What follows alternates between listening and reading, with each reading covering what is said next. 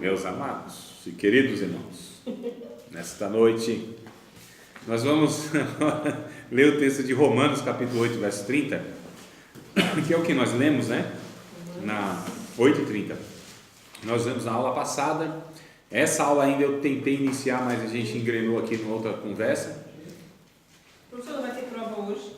Não, nem hoje nem nunca. Eu não dou prova para vocês, a vida de vocês é muito difícil. Avaliação. Prova. Avaliação vai ter? Mas foi que tem. É a semana que vem? É hoje? É. Ah, então, irmão, desculpa, não trouxe. Eu pensei.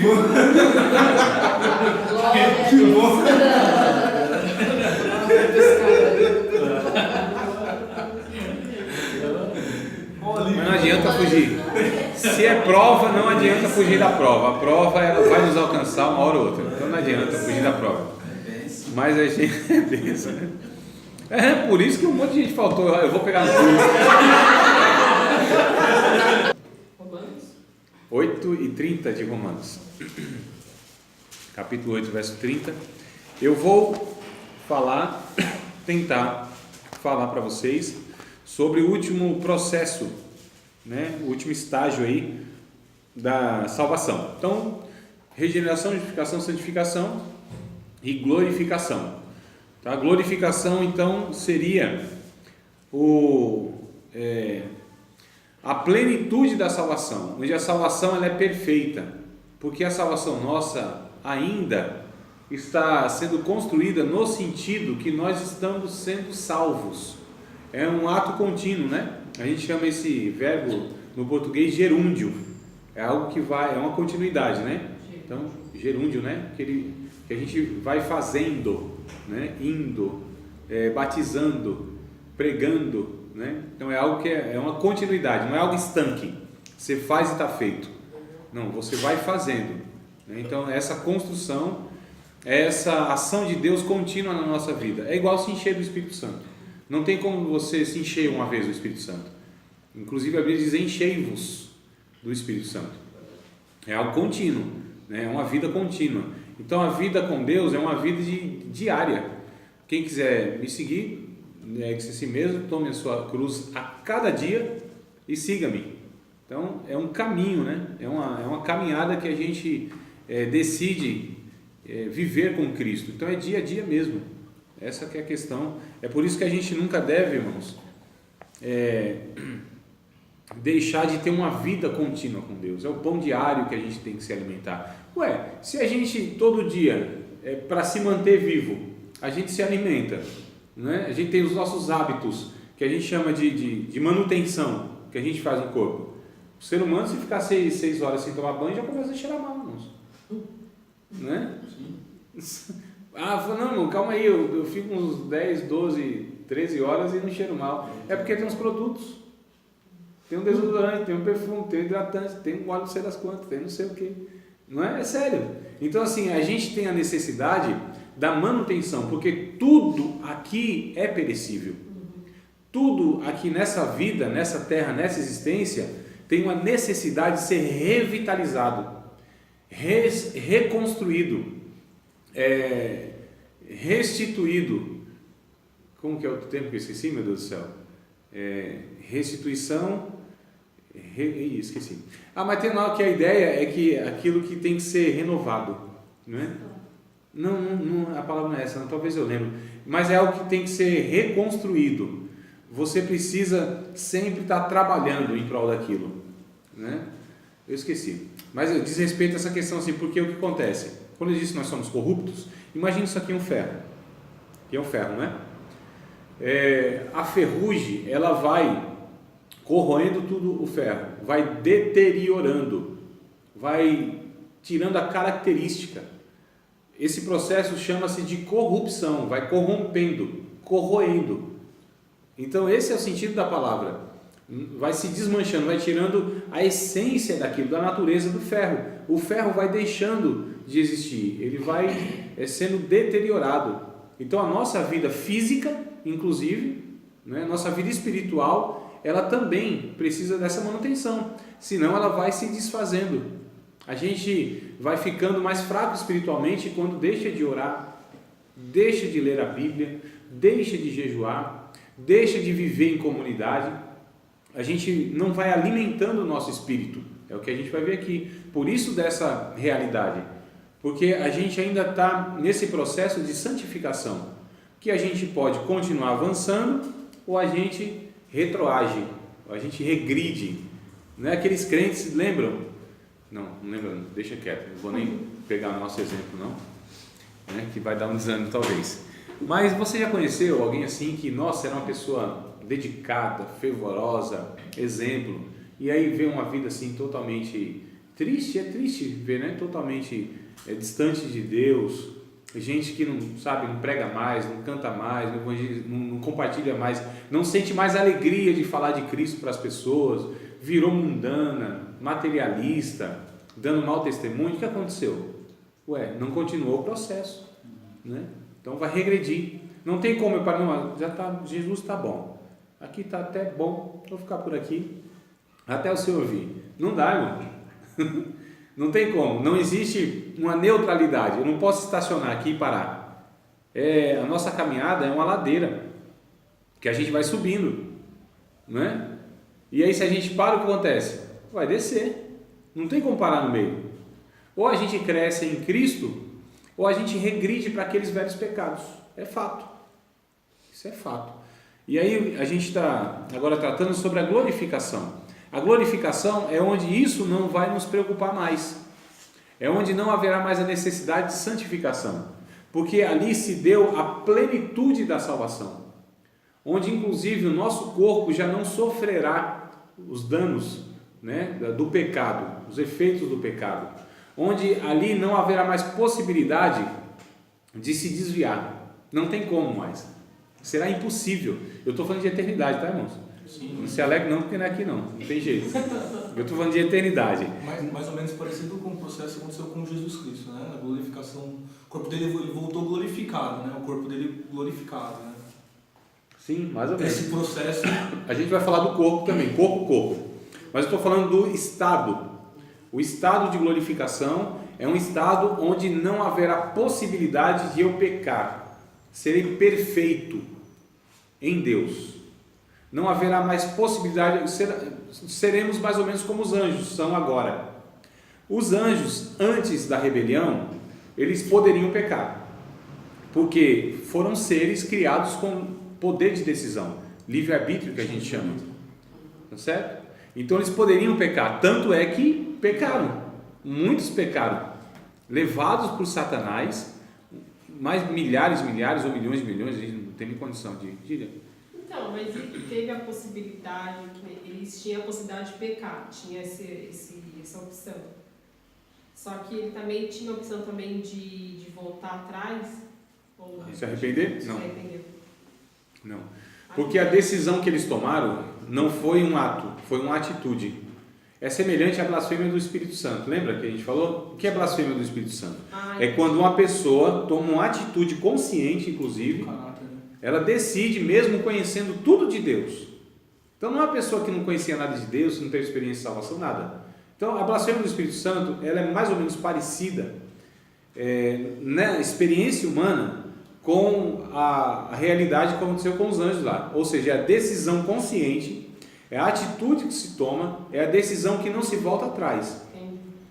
Porque eu estava lendo o livro, a diferença do pecado do homem, né? Satanás, ele tem o agravante que o homem ainda tem, vamos supor, uma desculpa, que ele foi tentado, e Satanás não, né? Ele não sofreu essa tentação, Isso. ele foi por si próprio. Então, para ele não tem... Porque do homem, o pecado do homem veio de uma forma externa, veio externamente. Não nasceu dele, né? Hã? Não nasceu dele, né? Não, agora do diabo já disse, nasceu no seu interior. De onde veio o mal? Ninguém sabe. Assim, não, veio do diabo. Né? Mas eu digo assim, tá, mas ele era um ser perfeito. Não se explica então isso. Não. A gente chama isso de mistério. E nunca Não é enigma, é mistério. Mistério mesmo. Esse é o mistério. Esse é o mistério. Esse mistério do grande dia não vai ser revelado. Não. É um mistério de onde, se Deus criou, se Deus é bom, de Deus não pode vir nada mal. Se Deus cria esses seres bons, Como e de onde surgiu esse mal? Ninguém sabe. É por isso que esse ser chamado de Satanás é um ser misterioso, sombrio, né? Então a gente não sabe. Acontece o seguinte, mas surgiu dele, ele é o originador disso. A Bíblia diz lá em Ezequiel, né? No seu interior nasceu essa violência, no seu interior surgiu, brotou essa malignidade, essa maldade. Agora dos homens não, eles foram seduzidos, Satanás os tentou, os seduziu, e aqui é a salvação. Mas o pecado do ser humano é diferente do pecado de Satanás. Satanás pecou contra a autoridade de Deus, nós pecamos contra a santidade de Deus. Contra a santidade de Deus existe um remédio, o sangue de Cristo. Contra a autoridade de Deus não há, porque se quer ser Deus. Então o diabo quer ser Deus, e aí não tem salvação para quem quer ser Deus. A salvação é justamente para aquele que reconhece que não é Deus, ou seja, que não é autossuficiente, que não é criador, que não banca a sua vida, que precisa de um ser externo que o mantenha em vida, que é o nosso caso. Então nós reconhecemos, né? Essa é a diferença, e a grande diferença, e faz toda a diferença. Esse é o detalhe que faz toda a diferença. Então para nós há salvação porque nós pecamos contra a santidade de Deus. Só que quando peca, se arrepende. Satanás não há possibilidade de ele se arrepender. Nele não há nada bom. Os demônios se tornaram demônios porque eles decidiram então não seguir a Deus, eles tinham livre-arbítrio. E aí, olha, vamos ler o texto aqui de 1 Timóteo, capítulo 6, capítulo 5, né? 1 Timóteo capítulo 5, verso de número 21, 5 e 21 de 1 Timóteo. Diz lá: conjuro-te diante de Deus e do Senhor Jesus Cristo e dos anjos eleitos. 1 Timóteo 5 e 21. E dos anjos eleitos, que sem prevenção, guardes estas coisas, nada fazendo com parcialidade. Mas o que eu quero destacar aqui é o termo anjos eleitos.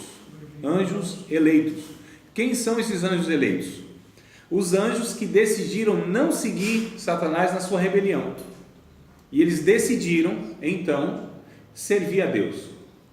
Esses anjos eleitos, eles não podem mais pecar. Tá certo? Sabe por quê? Porque eles entregaram o seu livre-arbítrio a Deus. E eles são, então, hoje perfeitos. A glória de Deus os completou e neles não há possibilidade nenhuma de que eles agora decidam não servir mais a Deus. É por isso que quem se rebelou, se rebelou. Quem não se rebelou, não se rebelou. Sim, não rebela mais, né? E nós seremos semelhantes a esses anjos, então, que nós vamos até o final, então, manter essa decisão, né, de servir a Deus até a hora da morte, ou até o arrebatamento, não sei. Mas então, permanecendo até lá, na vossa perseverança, possuí as vossas almas. Lucas 19, 21 e 21, 19. Então, perseverando até o fim, seremos salvos. Na perseverança, então, nós seremos plenos em Deus. Toda essa nossa velha natureza, ela será engolida, ela será absorvida pela natureza plena de Deus. Não haverá em nós mais possibilidade nenhuma de pecar contra Deus. Seremos semelhantes aos anjos, aqueles que decidiram por toda a eternidade servir a Deus. E aí Deus, como prêmio dessa decisão, dará a nós uma natureza plena, salvação plena, um corpo inclusive glorioso, um pensamento que será pleno em Deus. A mente de Cristo será plena. E qual é a mente de Cristo? É fazer a vontade do Pai, é honrar o Pai. É a mesma mente que nós receberemos na eternidade, na plenitude, porque aqui isso já começou por causa da renovação do entendimento, da metanoia, do arrependimento. Começou, mas ainda não acabou, o processo de santificação. Mas lá na eternidade isso será completo. Então há os anjos gloriosos, que são os anjos de Deus, e os anjos inglórios, sem glória, que são os demônios. haverá na eternidade os remidos, o povo de Deus glorificado, e haverá na eternidade o povo sem Deus, sem glória, inglório. E a gente vai trabalhar então agora isso, tudo bem? Capítulo 8 de Romanos, verso 30, diz lá o texto, um negócio muito interessante. E aos que predestinou, a estes também chamou. E aos que chamou, a esses também justificou. E aos que justificou, a esses também glorificou. Olha só, Deus predestinou aqueles que chamou, os que chamou ele justificou, e os que justificou ele glorificou. Lógico que aqui é na perspectiva futura, né? Então a salvação só será totalmente consumada na glorificação ou na ressurreição. Com esse termo glorificação, eu, André, quero referir-me à obra consumada, fui eu que escrevi isso aqui, tá? Aliás, irmãos, eu dei uma espécie de palestra que eu dava 4 ou 5 semanas nas igrejas, que é justamente a salvação que nós tentamos iniciar lá na época, com vocês, ano passado, acho. Então, os slides todos eu tenho, áudio, tudo eu tenho, só sobre esses aspectos, tá? Eu não discorro tudo isso aqui, mas eu vou mais pontualmente em cada termo. Então, regeneração, justificação, santificação, glorificação. Se vocês quiserem, me tragam um pendrive na aula que vem, ou me mande um e-mail e eu tento mandar então via e-mail, tá bom? Se vocês quiserem esse material, slide, pode usar à vontade, é autoria minha, elaboração minha, mas pode. Aquela apostila que foi utilizada para poder fazer aquele seminário, aquele curso, né? Eu distribuí para vocês, né? É o mesmo conteúdo? Não, é diferente. É outra elaboração minha lá. É outra coisa agora. Então, bora lá. Com esse termo glorificação, quero referir-me à obra consumada na perfeição da pessoa salva, ou seja, quando o seu ser for perfeito em todos os aspectos. Somos salvos do poder do pecado, mas não da influência e consequências do pecado. Nós somos salvos do poder. O pecado já não tem poder sobre a nossa vida. É ou não é? Uhum. Quando a gente peca, a gente decidiu pecar. Ao contrário de antes. Quando a gente pecava, a gente não decidiu pecar. Havia uma natureza em nós que a única possibilidade era pecar.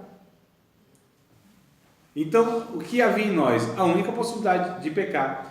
E a gente não podia não pecar. Entendeu? Porque não tínhamos a nova natureza. Mas a gente fazia uma coisa boa, ajudava um ou outro e tal, era bonzinho. Irmãos, não.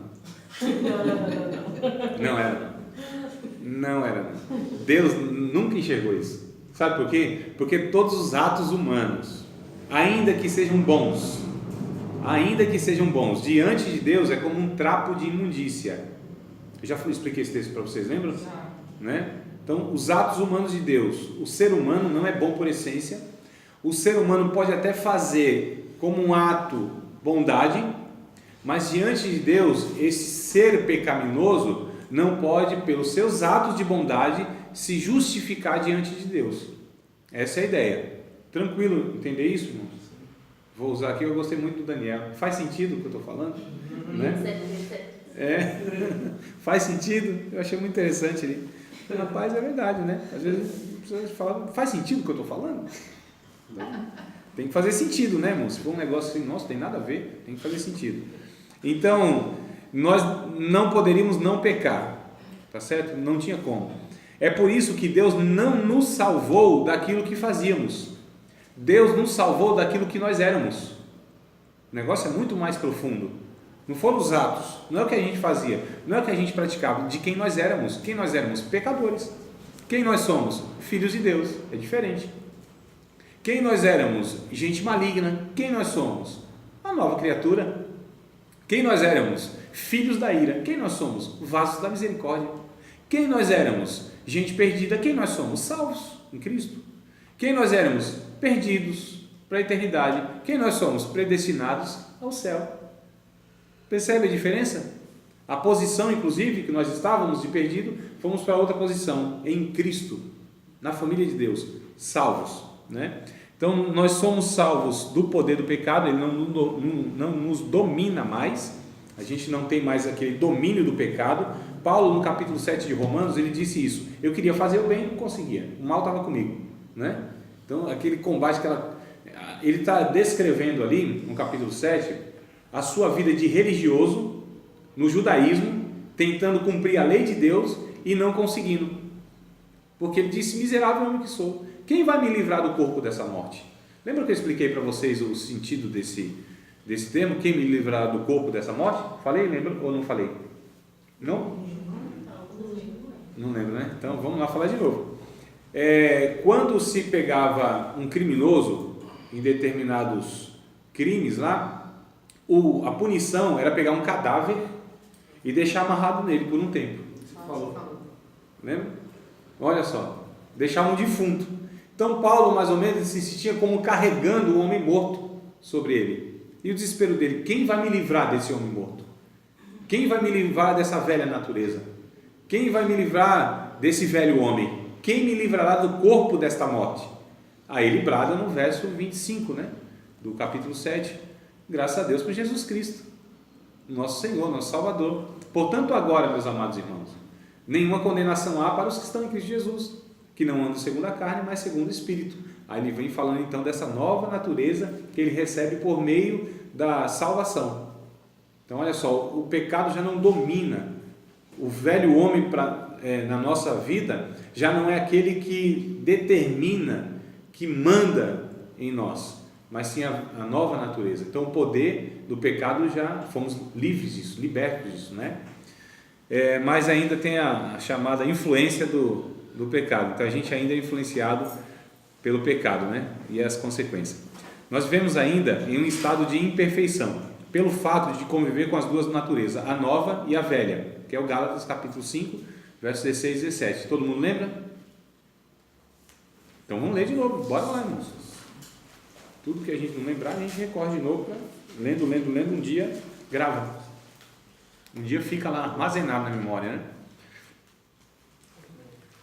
Andar em espírito, não cumprireis a concupiscência da carne, a carne cobiça contra o espírito contra a carne, e esses opõem-se um ao outro para que não façais o quereis. Mas se andar em espírito, vocês não vão cumprir os desejos ilícitos do velho homem. Gálatas 5, 16 e 17. Ah, já está até grifado aqui. Que bom, sinal que leu, né? Então leia de novo, né? Pra gente, por favor. Quero dizer a vocês o seguinte: deixem que o Espírito de Deus dirija a vida de vocês e não obedeçam aos desejos da natureza humana, porque o que a nossa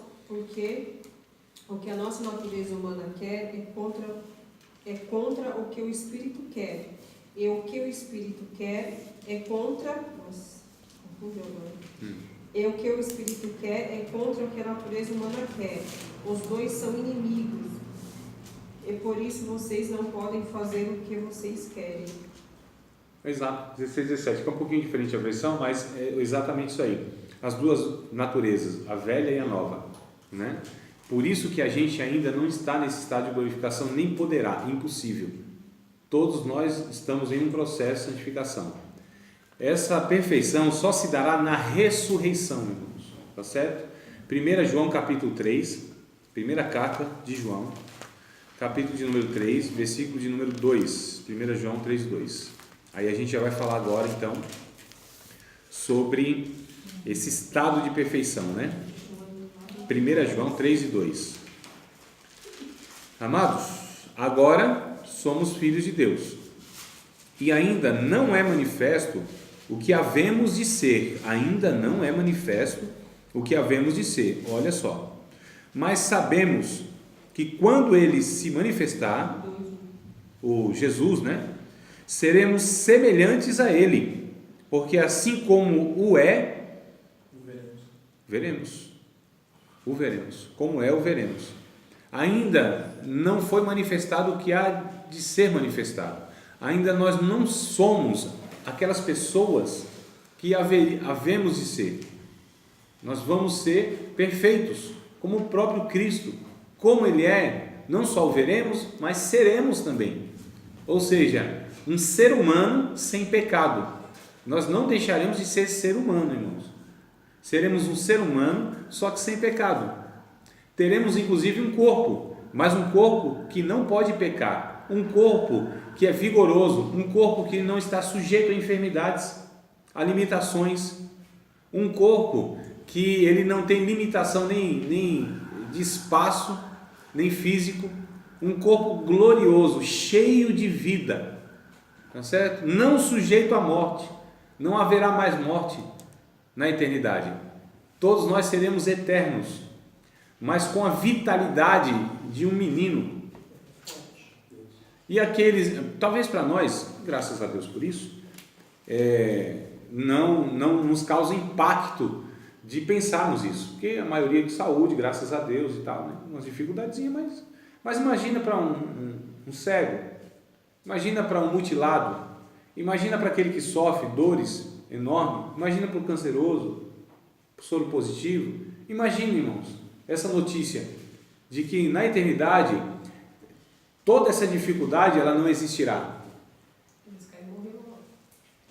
Não sei, mas a esperança é muito maior com a notícia. Quem passa a tribulação, imagina para os nossos irmãos perseguidos pelo Império Romano, ou os nossos irmãos hoje perseguidos, por exemplo, aí pelos muçulmanos. Imagina essa notícia. É por isso que eles iam até a morte, irmãos, porque a eternidade, a mensagem da ressurreição de Cristo, ela tem sido deixada de lado nas igrejas. Isso é uma pena. Isso é doutrina fundamental. Nós vamos ler todo o capítulo de número 15 de 1 Coríntios. Todo o capítulo 15 nós vamos ler, estudá-lo, detalhá-lo entre hoje e a próxima aula. Não vai dar, tem que ser hoje. Então vamos lá. Meu Deus do céu. Então não sei não, eu acho que eu vou deixar a desejar aqui então no comentário. Não, agora não. Filipenses capítulo 3, verso 21, eu ia detalhar tudo, mas acho que não vai dar não.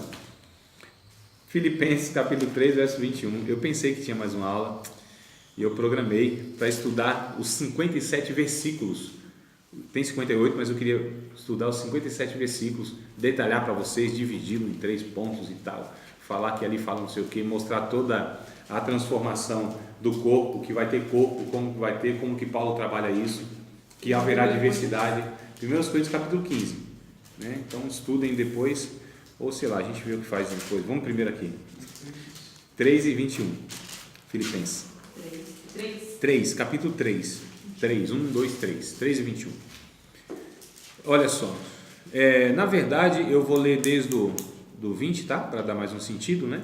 Mas a nossa cidade está nos céus, donde também esperamos o Salvador, o Senhor Jesus Cristo, que transformará o nosso corpo abatido para ser conforme o seu corpo glorioso, segundo o seu eficaz poder de sujeitar também a si todas as coisas. Então o texto diz que Jesus vai transformar o nosso corpo abatido para ser conforme o seu próprio corpo glorioso, amados.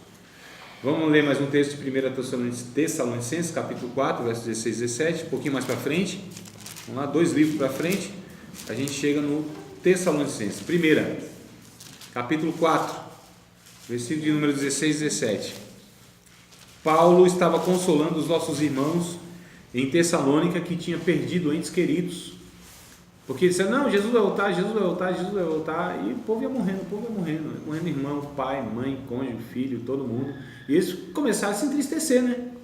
E aí o verso 13, inclusive, Paulo diz, não quero porém, irmãos, que vocês sejam ignorantes acerca dos que já morreram, dos que já dormem, para que não vos entristeçais como os demais que não têm esperança, porque se cremos que Jesus morreu e ressuscitou, assim também aos que em Jesus dormem, Deus os tornará a trazer com ele. Dizemos-vos, pois, isto pela palavra do Senhor, que nós, os que ficarmos vivos para a vinda do Senhor, não precederemos os que dormem, não iremos antes, porque o mesmo Senhor descerá do céu com alarido e com voz de arcanjo, com trombeta de Deus. Os que morreram em Cristo ressuscitarão primeiro, depois nós, os que ficarmos vivos, seremos... Eu procuro ficar nessa parte aqui, tá? Essa classe aqui sou eu. Nós que ficarmos vivos, Paulo esperava isso, eu também espero. Ele disse nós ficarmos vivos, não esperava morrer, não. Eu não espero também, não. Eu espero participar disso aqui. Eu acho melhor. Depois nós, os que ficarmos vivos, seremos arrebatados juntamente com eles nas nuvens, a encontrar o Senhor nos ares, e assim estaremos sempre com o Senhor. Portanto, consolai-vos uns aos outros com essas palavras. Olha que coisa interessante. Então, a glorificação se dará então nesse arrebatamento. Na consumação desse processo, não seremos mais afligidos com as agonias do efeito do pecado, ou seja, os problemas existenciais. Apocalipse, capítulo de número 17, verso 15, 16, 17. Bora lá? Apocalipse, capítulo de número 17, versículos de número 15, 16 e o 17. Ô, irmão, tá tão bom, a gente está estudando em duas turmas Apocalipse, hein? Estou tentando... Quarta e quinta-feira. Estou tentando comentar os 404 versículos de Apocalipse, um por um. Coisa boa demais. Capítulo 17, verso de... Desculpa, não é 17 não, é 7. 15, 7? Capítulo 7, capítulo de número 7, o número da perfeição. 7 dias da semana. 7 minutos que falta para acabar. É sério, falta 7 minutos. Capítulo 7, versos 15, 16 e 17. Show aí, varão? Posso ler? Por isso, estão diante do trono de Deus e o servem de dia e de noite no seu templo. E aquele que está sentado sobre o trono os cobrirá com a sua sombra. Nunca mais terão fome, nunca mais terão sede, nem sol, nem calma alguma cairá sobre eles. Porque o Cordeiro, que está no meio do trono, os apacentará e lhes servirá de guia para as fontes das águas da vida, e Deus limpará dos seus olhos toda lágrima. Então, tudo isso aqui vai acabar de angústia, tristeza, dificuldade. De enxugar todas as lágrimas. Enxugar todas as lágrimas, todo o sofrimento, toda a tristeza. Mas nós toda teremos lembrança de tudo isso? Né? Mas nós teremos lembrança de tudo isso? Sim. Lembrança, mas não a dor. Não causará dor a lembrança. É como uma cicatriz que fica após um ferimento, fica a marca, mas não sente mais a dor, porque foi curado. Então, lembrança sim. A gente vai lembrar das pessoas que convivemos, sim, nossas vidas. mas não causará mais dor essas lembranças. Como exatamente será isso? Eu não sei, a Bíblia não explica.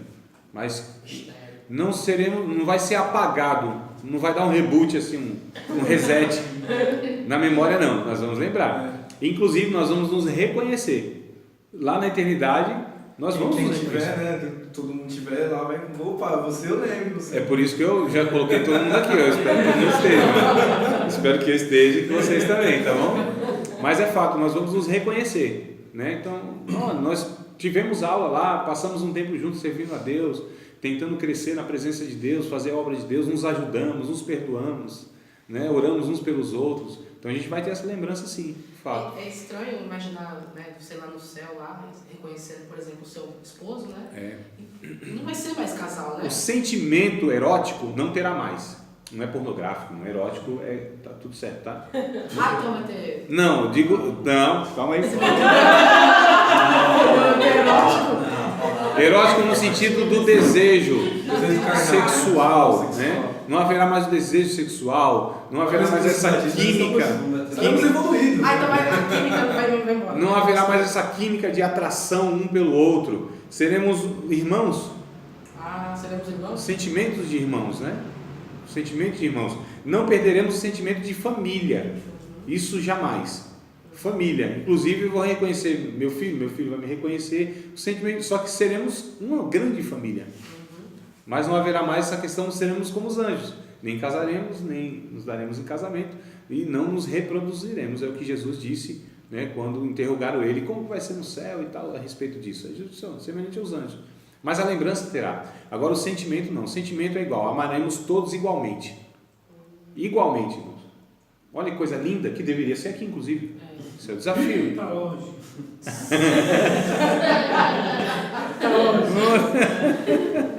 Mas até por conta da glorificação também, né? Que haverá uma perfeição. Então nós seremos perfeitos. Então, perfeito. Amar o próximo é algo natural. Isso.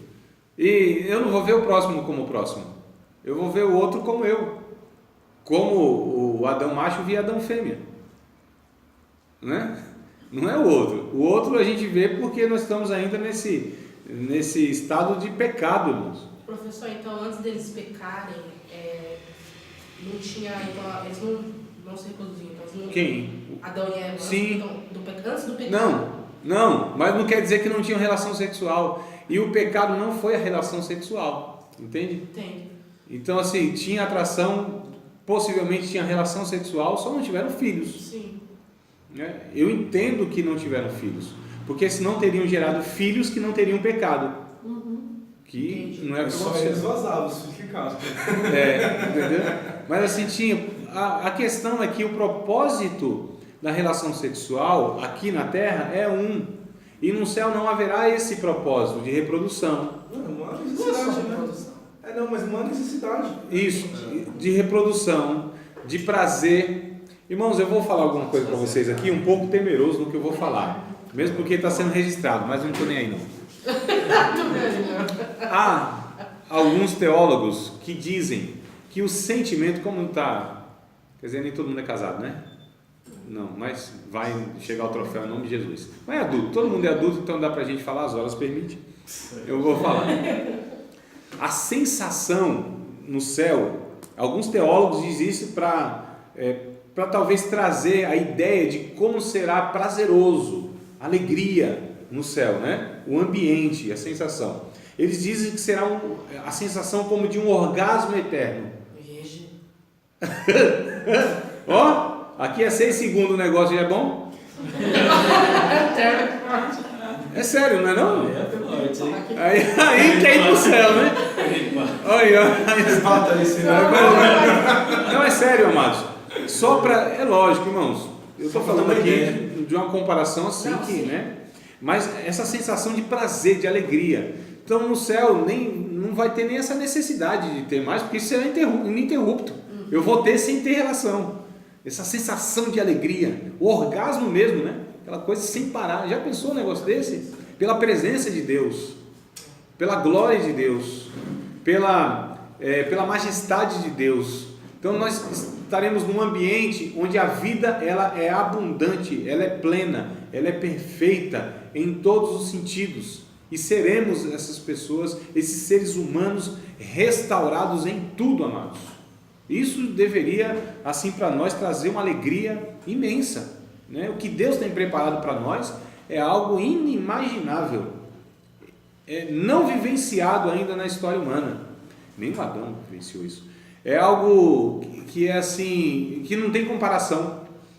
Nós, de fato, aquilo que a gente lê no Apocalipse, que vai falar de um bocado de coisa, irmãos, é muito, infinitamente, muito maior, muito mais belo, muito mais sublime.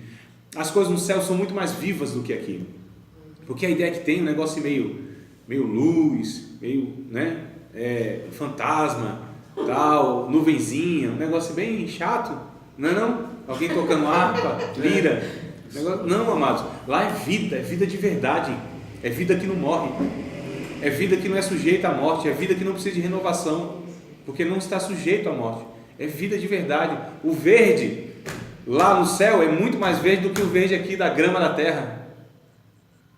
O concreto lá no céu é muito mais concreto do que o concreto aqui na terra. Quando você pisar assim no céu, ó, é muito mais concreto e firme do que isso aqui, muito mais.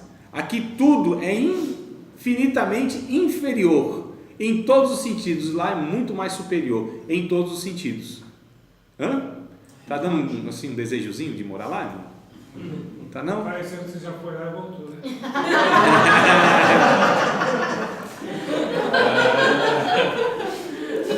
Queria. Mas, irmão Valdemar, olha que coisa boa, a palavra nos traz essa realidade. Está vendo como é bom? A palavra nos traz essa ideia, essa percepção, né? Ainda que a gente não teve esse privilégio de ainda ter ido lá, mas a palavra, o Espírito já vai nos dando esse gostinho, esse prato de entrada, já vai nos dando assim essa revelação. E essa pouca revelação para nós, imagina quando chegarmos, irmãos, imagina quando de fato estivermos lá, imagina quando olharmos para o nosso Cristo, para o nosso Deus, vemos os nossos irmãos, os nossos entes queridos, inclusive, que nós vamos perdendo ao longo da caminhada, e eles nos verem também. Que alegria vai ser um banquete assim, todos assentados à mesa, na comunhão, Cristo servindo todo mundo. Já pensou? Que coisa linda, não é? Vai ser um negócio assim, não tem como imaginar, mas eu acredito de fato, pela palavra de Deus, por aquilo que o sentimento e a sensação que o Espírito me traz na alma quando eu penso e quando eu falo sobre isso, é algo assim que, nossa, eu quero estar lá. Eu vou estar lá em nome de Jesus. E junto com todos vocês. Vou orar por isso também, para que todos os irmãos, para que todas as pessoas, para que todos os seres humanos possam estar lá, pregando o Evangelho. É por isso que a gente deve pregar, orando pelas outras pessoas, é por isso que a gente deve orar, dando bom testemunho para favorecer que essas pessoas conheçam o Evangelho, é por isso que a gente deve dar bom testemunho, tá certo? Ensinando a palavra, é por isso que eu insisto no ensinamento bíblico, porque eu sei que tudo isso vai favorecer, e se eu quero estar lá, eu quero que todo mundo esteja lá, porque eu não tenho inimigo nenhum. Tem gente que quer que o inimigo não vá, mas eu não tenho inimigo. Todos para mim são meus irmãos. Eu só preciso mostrar para ele, ó, tu é meu irmão. E você tem um pai, que é o meu pai, que é o pai do nosso Senhor Jesus Cristo. A pessoa que não tem inimigo não gosta de si. Não entendi agora, calma aí. A pessoa que tem inimigo que tem. não gosta de si. É, Porque não deve ter inimigo. sim. Não gosta de si, então. Eu também concordo, se eu entendi. Se eu entendi, sim. A pessoa que tem inimigo não gosta de si, porque não deve ter inimigo. Sim, é verdade. Não deve ter. Mas infelizmente tem gente que acha que tem, né? E nós não temos, né, irmão? Porque na verdade